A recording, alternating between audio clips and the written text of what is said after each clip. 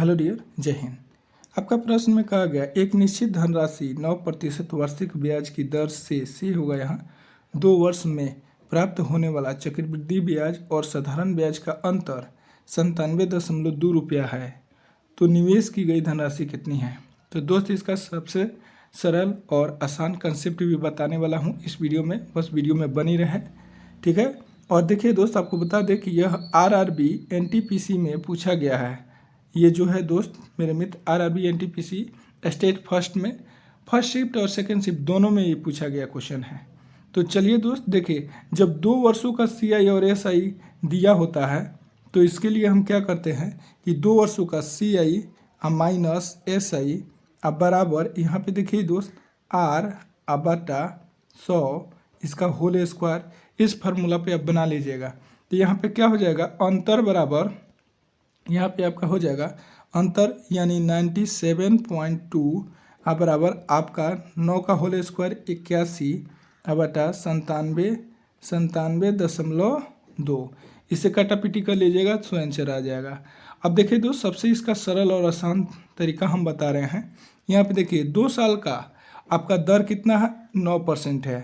तो 2 साल का 9% है तो आर स्क्वायर, तो आर का मतलब कितना है 981, अब 81 हो गया। अब 2 साल का कर है तो बस यहाँ पे एक पॉइंट बैठा दीजिए और इसके बराबर हो जाएगा 97.2। तो आपको 100% निकालने तो आता है, 100% बराबर हुआ, ठीक है। अब इसे हम क्या करेंगे, इसे बनाते हैं दोस्त। देखिए अब मेरे मित्र यहाँ पे क्या हो जाएगा, अगर हम मान लीजिए कि 97 यहाँ पे लिखेंगे 97.2 बटा 0.81 गुना हमको 100% तो निकालना है, मूलधन कितना था। तो यहाँ पे इसको हम हटाएंगे तो यहाँ पे क्या होगा मेरे मित्र, जाके 00 बैठ जाएगा यानी 100 हो जाएगा। अब इसको भी हटाएंगे तो नीचे क्या हो जाएगा मेरे मित्र, 10 आ जाएगा। तो 10 से 10 यहाँ पे काट देंगे, ठीक है। अब यहाँ पे मेरे मित्र देखिए 9 से काटेंगे तो ये 9 से कितना बार में जाएगा, 9 9 81, 9 बार में कट गया। अब इसको 9 से काटेंगे, 9 एकम 9 और 9 8 72, ठीक है 0। और फिर इसे 9 से काटेंगे, 9 एकम 9, ठीक है 9 एकम 9 और यहाँ पे 9 दूनी 18, यानी अब जो हमारा बच गया सो हमारा आंसर हो जाएगा मेरे मित्र। तो यानी 12 बच गया, 12 गुना इधर 100 बच गया और फिर से हमको 10 बच गया, ठीक है। तो कुल मिला के अगर हम बात करें मेरे मित्र तो आंसर क्या हो गया, तो 12, यहाँ पे देखिएगा यहाँ पे आंसर हो गया 12,000। तो देखिए 12 यहाँ पे 12 हो गया और 3 0, तो यहाँ पे आंसर हमारा मिल रहा है ऑप्शन बी में, ठीक है मेरे मित्र। ऑप्शन हमारा बी आंसर हो जाएगा, ठीक है। और दोस्त ये क्वेश्चन आप बना कर दीजिएगा, हमको कमेंट बॉक्स में इसका उत्तर दीजिएगा। एक ड्रम में 80 लीटर इथेनॉल है। इस तरल पदार्थ के 20 लीटर निकाल दिए जाते हैं और उसे पानी से प्रतिस्थापित कर दिए जाते हैं।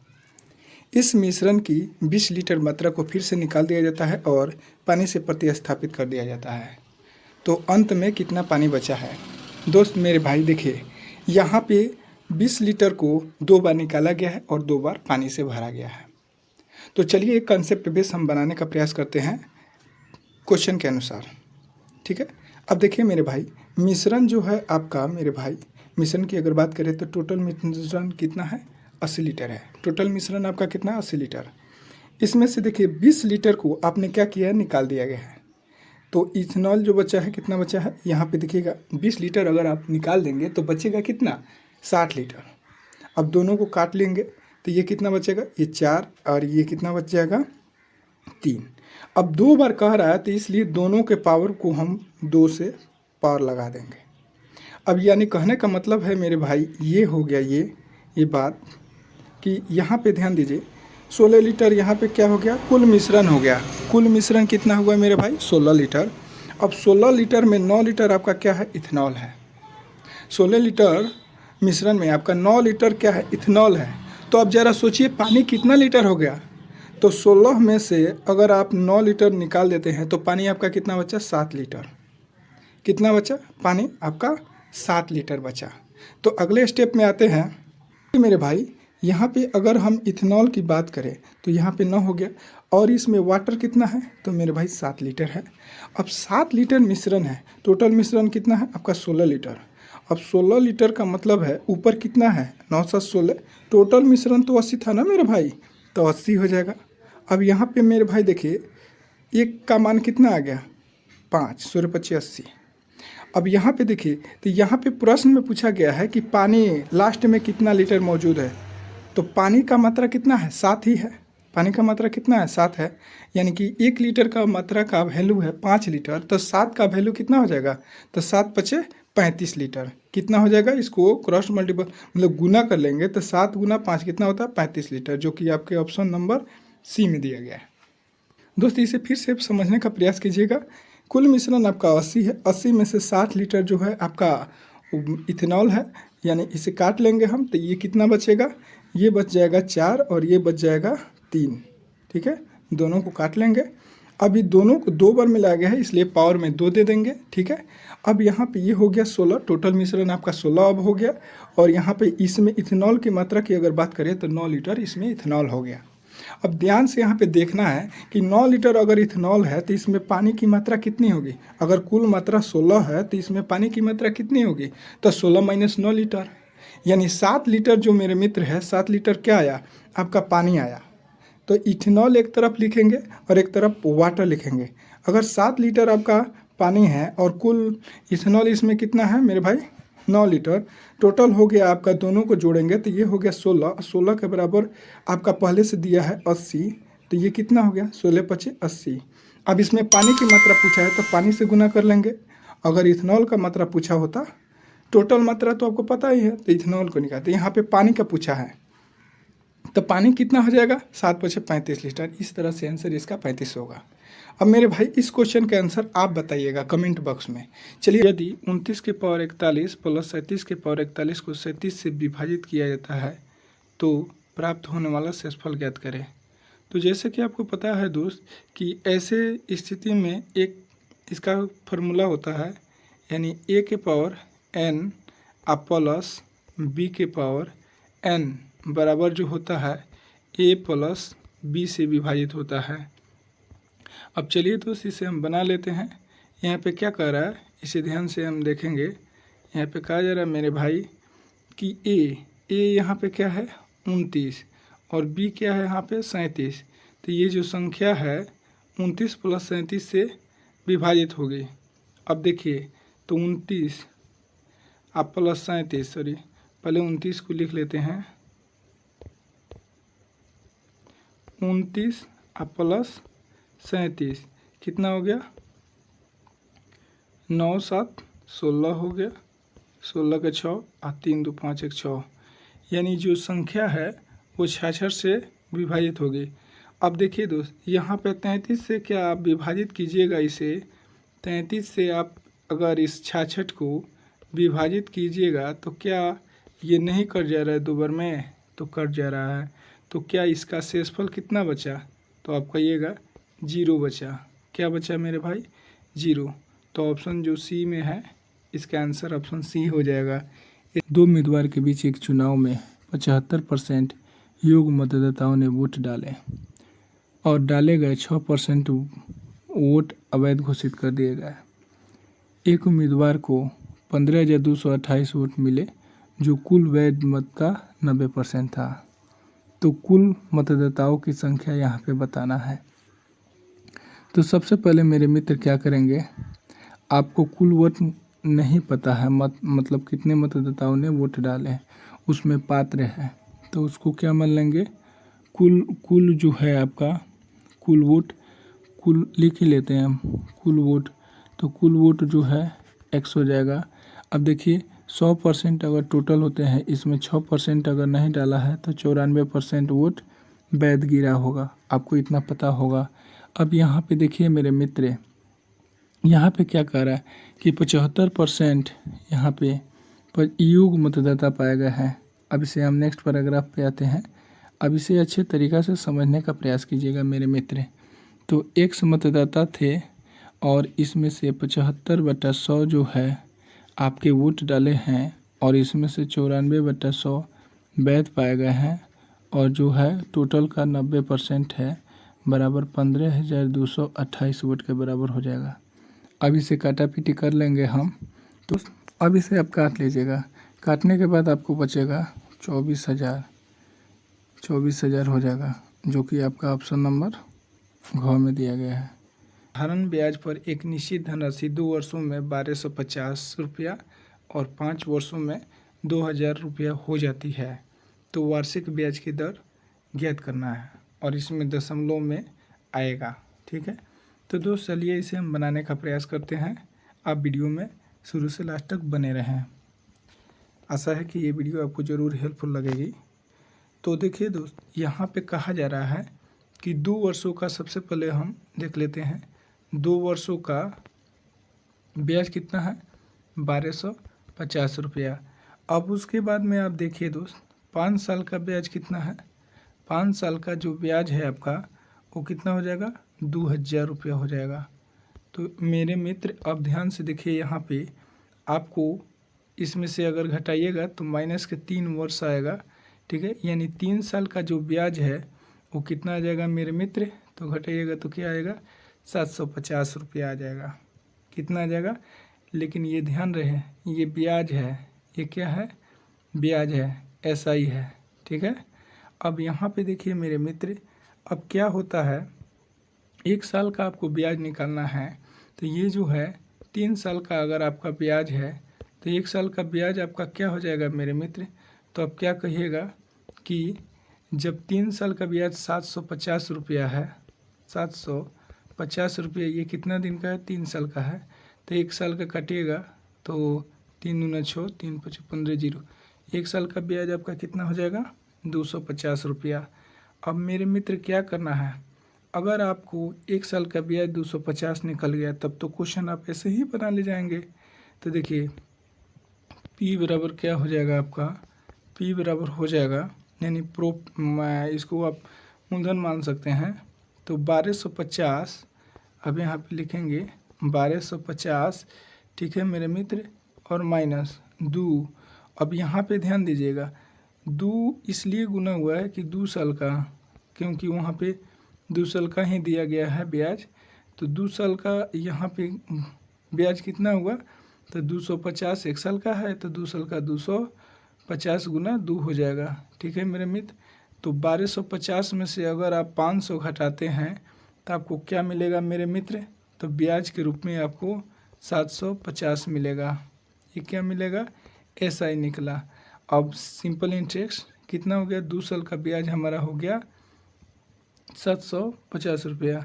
अब ध्यान दीजिएगा दोस्त, यहाँ पे जो 750 निकला है ये कितना पे निकला है? तो 250 पे निकला है। तो क्या करेंगे मेरे मित्र, अब आगे आते हैं।